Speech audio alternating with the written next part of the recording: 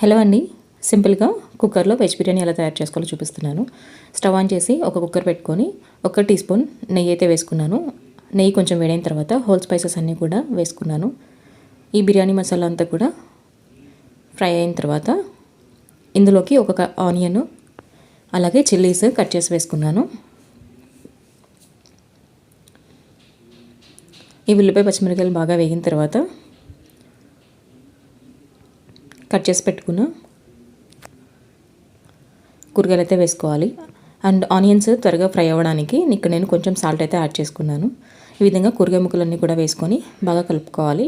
కొంచెం టమాటా మెత్తగా అయిన తర్వాత ఇందులోకి 1 టీ స్పూన్ అల్లం వెల్లుల్లి పేస్ట్ అయితే వేసి ఫ్రై చేసుకుంటున్నాను. అల్లం వెల్లుల్లి పేస్ట్ కూడా బాగా వేగిన తర్వాత ధనియాలు అలాగే జీలకర్ర వేయించి పొడి చేసుకున్న పొడి అయితే 1 టీ స్పూన్ అయితే వేసుకున్నాను.